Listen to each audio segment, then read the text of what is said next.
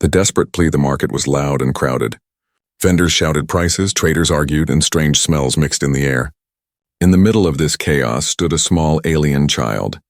His skin was pale blue, his eyes large and wet, his clothes were torn, and his hands shook as he held out a dirty coin pouch. "Please, just one credit," the child cried. His voice cracked like it had repeated this plea too many times. "Give my mom a credit, she'll clean your toilet." The words were desperate, not proud. He was too young to beg. But hunger gave him no choice. The crowd laughed. Tall aliens with jeweled arms sneered. Some turned their faces away as if the boy was invisible.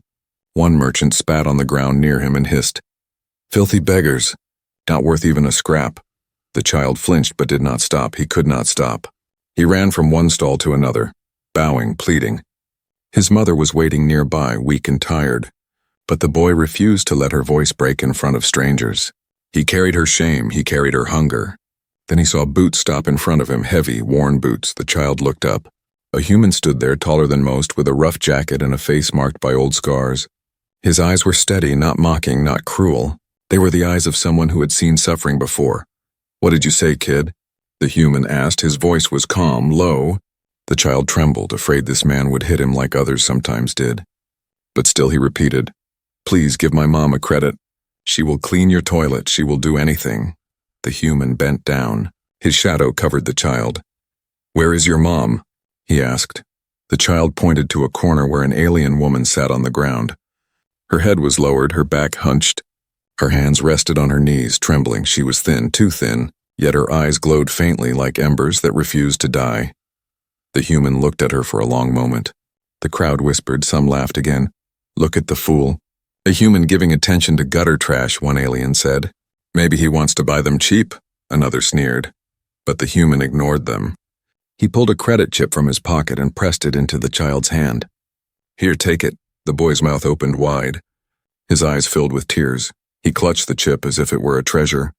Thank you," he cried, and he turned to his mother. The alien woman slowly raised her head. Her lips parted, but no sound came at first. Then she whispered, "Why?" The human walked toward her, his steps heavy but steady. "Because he asked," he said simply. The woman's eyes flickered with disbelief. She tried to rise, but her legs gave way. The boy rushed to her side, holding her hand. "Mom, he gave us a credit. We can eat." The human watched the small family. His jaw tightened. Something in their faces stirred an old memory. He had seen this before on battlefields. In ruined villages, children begging for scraps. Mothers trading pride for survival. He knew the look of people abandoned by everyone else. The market's noise faded in his mind. All he saw was them. "You don't owe me anything," the human said.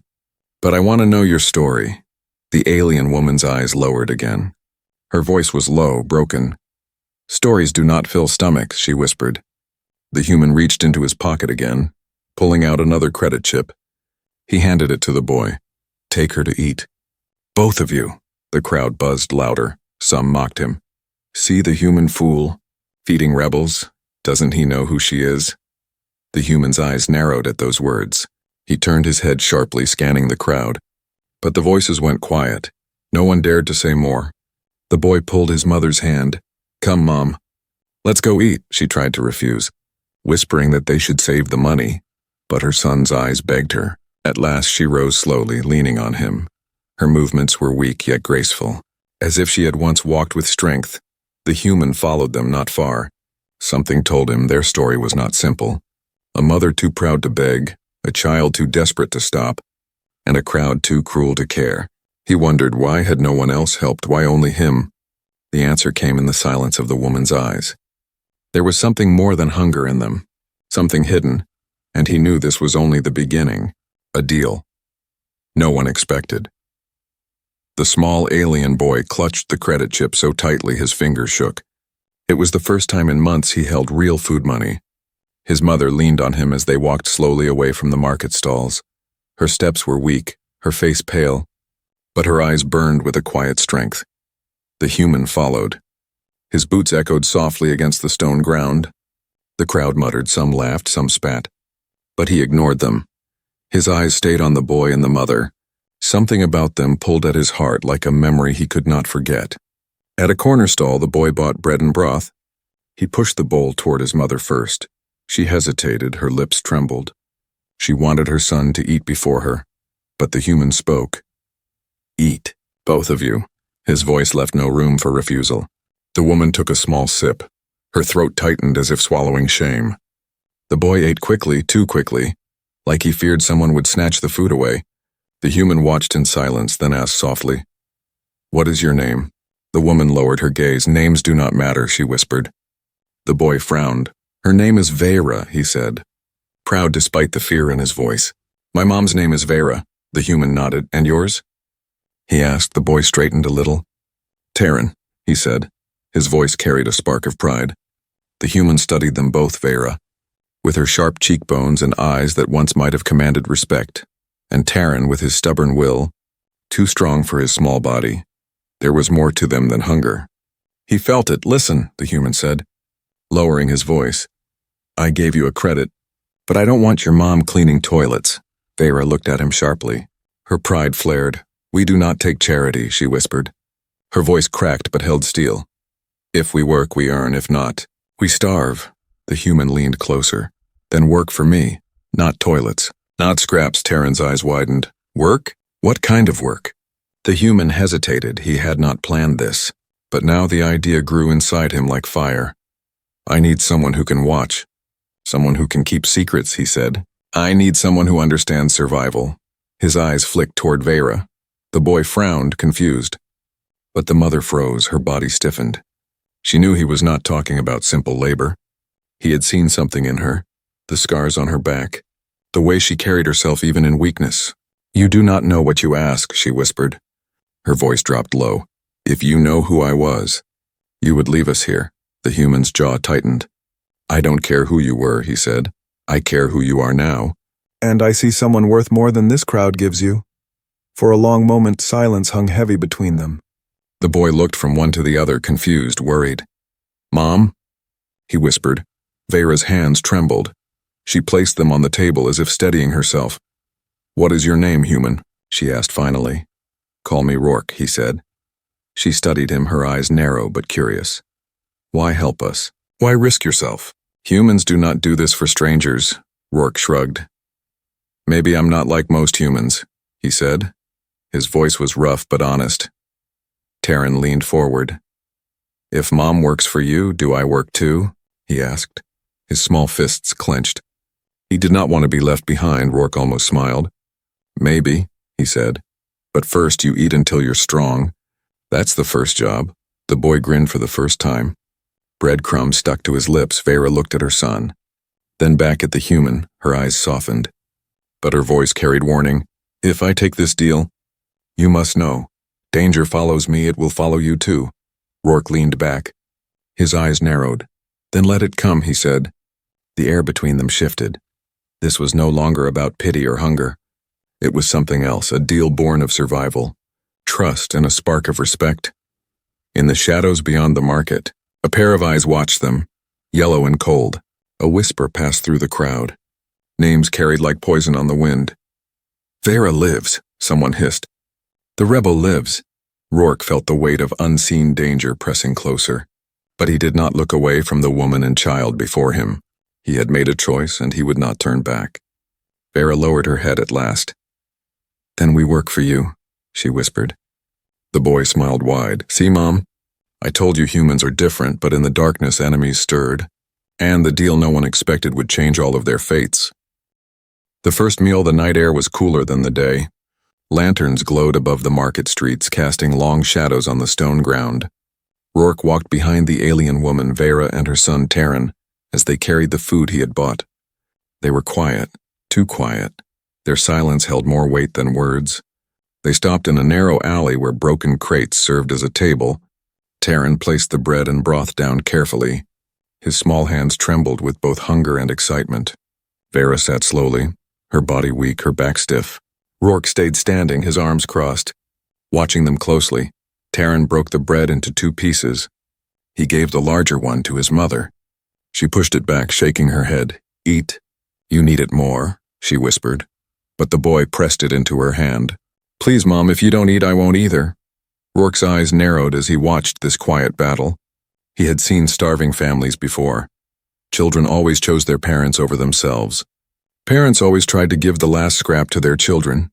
It was the cruel cycle of hunger. "Eat," Rourke said firmly, his voice carried authority. Vera's eyes flicked up to him, sharp but uncertain. "Both of you now," they obeyed. The sound of chewing was soft but heavy with meaning. Taryn ate fast, almost choking. He had forgotten the rhythm of food. Vera ate slowly, almost painfully, as if every bite burned her pride. When the bowls were empty, silence lingered again. Only the sound of Rourke's boots shifting on the stone filled the air. Finally, Vera spoke. Her voice was quiet. "Why do you watch us, human? You gave us food, you gave us credits, but you stay. Why?" Rourke met her gaze, his eyes dark. "Because you are not what you pretend to be." Her body stiffened. The boy looked at her in confusion. "What do you mean?" Taryn asked. Rourke's eyes shifted to the faint scar that ran along Vera's collarbone. The mark of a blade, old but deep. "I've seen soldiers with scars like that," he said slowly. "Not beggars." Vera lowered her head. Her shoulders tightened, her silence was answer enough. Taryn looked between them, his voice shook. "Mom? What is he saying?" She brushed a hand over his hair, her fingers tender. "He sees too much," she whispered. "But it doesn't matter. That life is gone." Rourke stepped closer. His shadow fell across them. "Gone?" he asked. "Or hidden?" Vera raised her head. Her eyes burned now, not with shame, but with defiance. "Hidden. If you must know," she said. "I was a commander once. I fought when my people still had hope.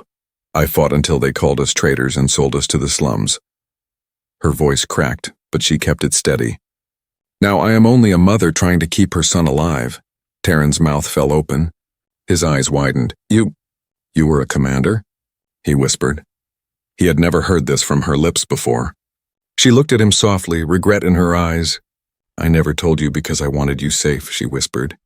"If they knew you were my son, they would take you from me." The boy's fists clenched. His pride swelled. "Then they will have to go through me," he said. His small voice tried to sound strong. Rourke almost smiled at his courage. The human crouched down, his eyes level with Vera's. "You're not safe here," he said. "Your enemies remember." They whisper even now. Vera's eyes narrowed. "And what of it?" "What would you have me do? Fight again? I cannot even walk without pain." Rourke's voice was calm. "Steady. You don't need to fight, not yet. But your boy deserves more than scraps. And I can help." Vera searched his face for lies. His eyes did not flinch. He was not mocking her, not pitying her. He spoke like a man who had carried burdens of his own. Taryn tugged her sleeve. "Mom, let him help," he whispered. "Please, I trust him." Her chest rose and fell slowly. The weight of her past pressed against her. The choice to trust again was dangerous. But the way her son's eyes shone, the way this human stood firm, it stirred something long buried inside her. Finally she nodded once. "If you help us, know this," she whispered. "My enemies are not shadows. They are real, they will come, and when they do, you will regret standing with me." Rourke leaned back, his jaw hard. "I've regretted many things in my life," he said, "but helping you won't be one of them." The moment hung heavy. The alley felt smaller, the night colder. From the rooftops above, two figures watched. Their eyes gleamed in the lantern light. One whispered to the other, "She lives." "The commander lives." They vanished into the darkness, carrying news that would soon spread like fire. Rourke did not see them, but he felt the air change. He knew danger was coming. The first meal had filled their stomachs, but it had also awakened the past, and the past never stayed buried for long. Whispers of betrayal. The market slept, but the city never truly rested. Behind locked doors, shadows carried whispers, and those whispers had one name: Vera. The commander who was supposed to be gone, erased, forgotten in the alley. Vera sat with her back against the wall. Her son Taryn leaned against her, finally asleep after eating. Rourke stood nearby, his arms folded. Watching the street, his instincts hummed. Years of battle had trained him to sense danger before it came. "Why do you stay?" Vera asked quietly. She did not look at him, her voice low so her son would not wake. Rourke glanced at her. "Because I know what happens to people like you," he said. "The world pretends you're gone, but the truth crawls out eventually." Her eyes hardened. "You think you know my truth? Then hear it, human. My own people betrayed me." Her voice trembled, not with weakness but with rage long buried. When the war was lost, it wasn't the enemy who broke us. It was our own council. They sold us to save their skins. They branded us traitors to silence their shame. She pulled her sleeve back, revealing another scar burned into her skin, a mark of exile. I carried soldiers on my shoulders. I buried friends with my hands, and for that, my clan called me broken and left me here to rot. Rourke listened. His jaw tightened. He had seen betrayal before. On Earth, in his own ranks, men selling comrades for rations. Officers abandoning villages to save their careers. The story was different, but the wound was the same. Taran stirred in his sleep. His small hand gripped his mother's arm as if he feared losing her even in dreams. Vera brushed his hair gently, her fierce anger softening for just a moment. "Why tell me this?" Rourke asked. His voice was steady. "Because," she whispered, "now that you know who I was, you'll leave like the others. That's what they all do when they see the mark of betrayal." Rourke stepped closer. His shadow stretched across the wall. "I don't care what brand they burned into you," he said firmly. "I care about what I see now. A mother keeping her son alive when the galaxy wants him dead. That's worth more than their lies." Her eyes widened slightly. She had expected pity or disgust, but not this. His words were rough, but they struck like steel. Before she could answer, faint footsteps echoed at the end of the alley. Rourke's hand slid to the knife at his belt. His eyes sharpened. 3 figures stepped into the dim light. Tall aliens with cruel smiles. Their cloaks shimmered with the sigil of a rival clan. Well, one sneered. The rumors were true. The fallen commander lives. And here she is, hiding in alleys, eating scraps. Vera stiffened. Her hand instinctively pulled Taran closer, though he was still asleep. Her voice dropped low. "Leave, Rourke." "This is not your fight." Rourke did not move. His stance stayed firm. "Seems like it's mine now," he said. The leader of the thugs chuckled. "A human pet? How fitting. Did you trade your blade for pity, Commander?" His eyes glimmered with cruelty. "Your own people spat you out, but don't worry. We'll finish what they started." Vera's jaw clenched. Her breath came slow, measured. Her body was weak, but her spirit burned bright in her eyes. Rourke took a step forward, his knife catching the lantern light. "You'll do no such thing," he growled. The 3 thugs exchanged amused looks. "Brave words," one said. "But you're only one man." Rourke smirked faintly. "One man's enough." The tension in the alley snapped like a pulled string. The first thug lunged. Rourke moved faster. His knife slashed across the alien's arm, sending him stumbling back with a howl. The other 2 charged. Vera tried to rise, but her legs betrayed her. She collapsed beside her son, fury and helplessness burning in her chest. Rourke fought hard. His movements were precise, brutal. He had no blaster, only steel, but he fought like a man who had survived worse odds. Blood splattered the wall. The thugs snarled, but they began to falter. This human was not prey, he was a storm, one of them hissed. "She'll never escape, even if you kill us." "The word has already spread." Rourke shoved him against the wall, pressing the knife to his throat. His voice was ice. "Then tell them this. If they come for her, they come through me." The thug's eyes widened. He spat blood, but his smirk remained. "So be it, human, so be it." He staggered away, the others limping with him. Silence returned, heavy and sharp. Rourke wiped the blade clean. His chest rose and fell with deep breaths. He turned to Vera. Her eyes met his. Glowing faintly in the dim light, she whispered, "You are mad." "Human." He gave a small shrug. "Maybe," he said. "But you're alive, and so is your boy. That's all that matters." She looked at him for a long moment. Her heart wrestled with old distrust, but also with something she had not felt in years. Hope, fragile but real. Above, on the rooftops, another shadow lingered, watching with cold, patient eyes. The whispers of betrayal had already traveled further than any of them realized. The galaxy now knew that the commander still breathed, and the galaxy would not stay silent for long. The soldier's promise. The alley was quiet again, but quiet did not mean safe. Vera sat against the wall, holding her son close. Taran stirred in his sleep, unaware of the blood still fresh on the stones. Rourke stood with his knife in hand, his eyes scanning the street. His instincts told him the fight was not over. It had only just begun. "You should not have interfered," Vera whispered. Her voice was low, sharp, but also heavy with exhaustion. "Now you are marked with me, and those who come for me will come for you too." Rourke sheathed his knife slowly. His scarred face hardened. "Good," he said. "Let them come." Her eyes flashed with disbelief. "Do you not understand? This city remembers me only as a traitor. They hate me more than the enemy ever did. The council sold me to save themselves. They will not rest until the stain of my name is gone." Rourke crouched down in front of her. His voice was steady, heavy like stone. "I've seen men abandoned by their leaders. I've seen villages burned to cover lies. Betrayal is the same everywhere, but you lived through it. You carried your son through it. That makes you stronger than them." Her lips trembled. She wanted to argue, to tell him he was wrong. But when she looked into his eyes, she saw no pity, no mockery, only a fire that reminded her of soldiers she once commanded. Terran shifted in his sleep, murmuring softly. Vera brushed his hair back. Her hardened face softened at the sight of him. For all her scars, for all her shame, she was still a mother. "You protect us now. But what happens when the knives come again?" she asked. "What happens when it is not 3 thugs but 30? Rourke leaned back on his heels. "Then I'll fight 30, he said simply. His voice carried no pride. No boast, only truth. Vera stared at him, stunned by the simplicity of his promise. Humans, in her experience, were practical, careful. They did not throw themselves into hopeless fights, yet here was one, standing beside her when even her own kind had abandoned her. For the first time in years, something inside her chest eased, just slightly, but the night was not done. From the edge of the alley, a deep growl echoed.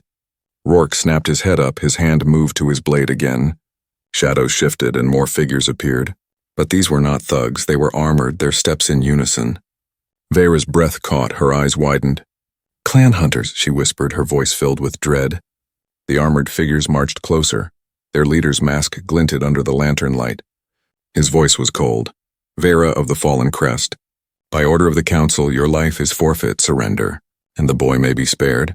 Rourke stepped forward before she could speak. His voice thundered, "The boy is not yours. The mother is not yours. You want them, you come through me." The hunters laughed. "Cruel and sharp, a single human against us?" The leader mocked. "Do you think yourself a hero?" Rourke's jaw clenched, his voice was iron. "I'm not a hero, I'm a soldier, and a soldier keeps his word." He spread his stance, ready to fight. The hunters raised their weapons. The alley filled with tension. Terran stirred awake. His eyes widened in terror at the sight of the armored men. "Mom," he whispered, clutching her arm. "They came for you." Vera's heart pounded. She had known this day would come. She had prayed her son would never see it. But now, with Rourke standing before her, she felt a flicker of something she thought dead. Hope. The hunters advanced.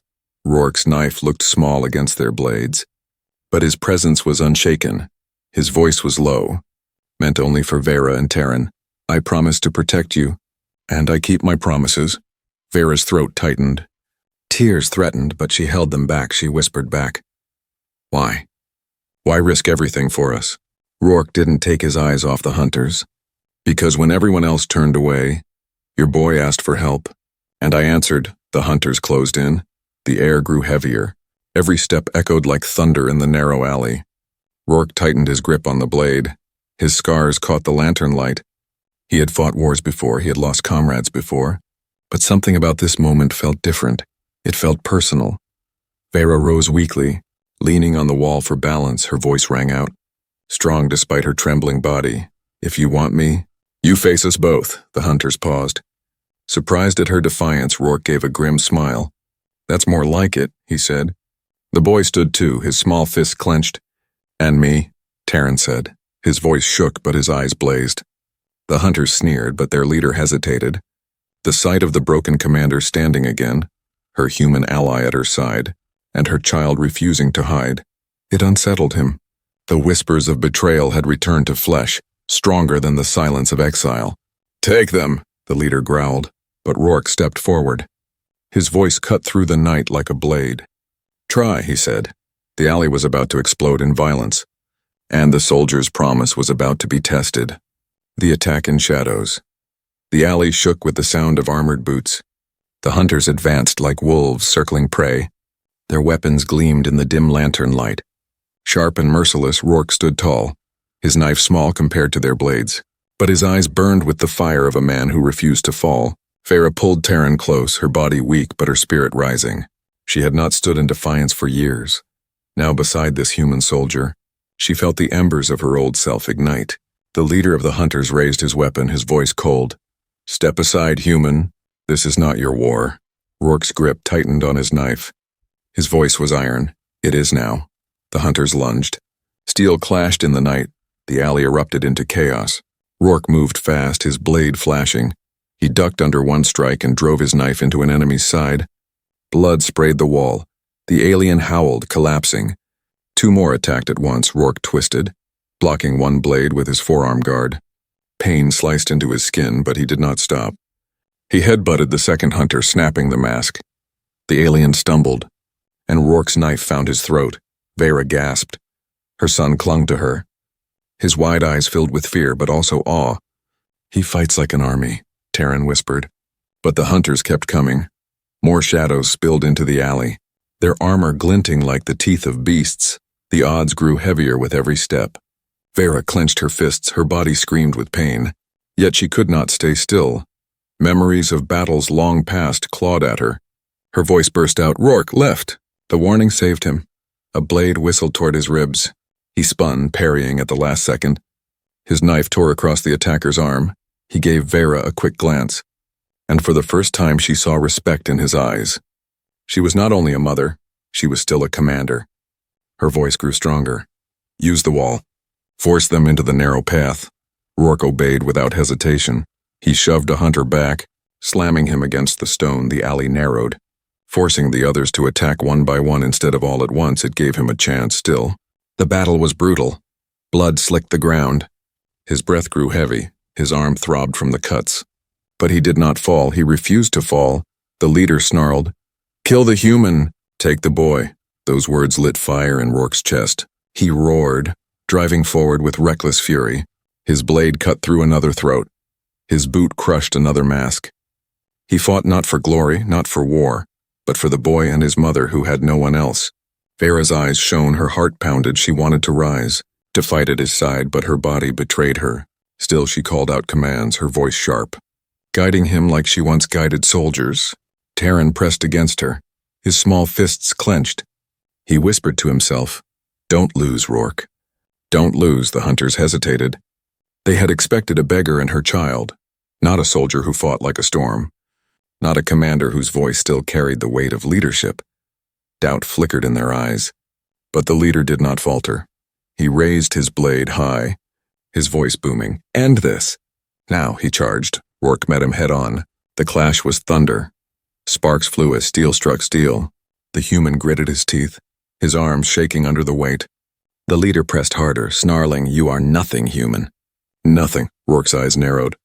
His voice cut through the chaos. "Maybe, but I'm the one standing in your way." With a surge of strength, he twisted, driving his knife upward. The blade tore under the leader's armor. The alien roared in pain, stumbling back. His blood spilled across the stones. The other hunters froze, shock spread among them. They looked at their leader, then at the human who stood, bleeding but unbroken. Vera's voice rang out, fierce. "Tell your council the commander lives, and she does not bow." The hunters hesitated, fear rippled in their ranks one by one. They pulled their wounded leader away, retreating into the night. Their shadows melted into the darkness, leaving only silence. Rourke stood in the middle of the alley, his chest heaving, his body torn but still standing. He looked at Vera and Taryn. His voice was rough but steady. "You're safe. For now." Vera's eyes filled with fire and tears all at once. She whispered, "No, Rourke, we are not safe. You have shown them we are alive, and now the whole city will know." Taryn looked between them, his small voice steady. "Then we fight, all of us." Rourke wiped the blood from his blade. His scars glistened in the lantern light. He gave a grim nod. "Then we fight." The shadows had tested them, and they had survived. But survival was only the beginning. The war they thought ended had just awakened again. A new beginning. The alley was quiet at last. Blood stained the stones, broken weapons lay scattered, and the night air smelled of iron. Rourke leaned against the wall, his chest rising and falling heavily. His knife dripped with the proof of battle, yet his eyes stayed sharp, watching every shadow. Vera knelt beside her son. She brushed Taryn's hair with trembling fingers. He was awake now, his eyes wide from everything he had seen, but his face carried no fear.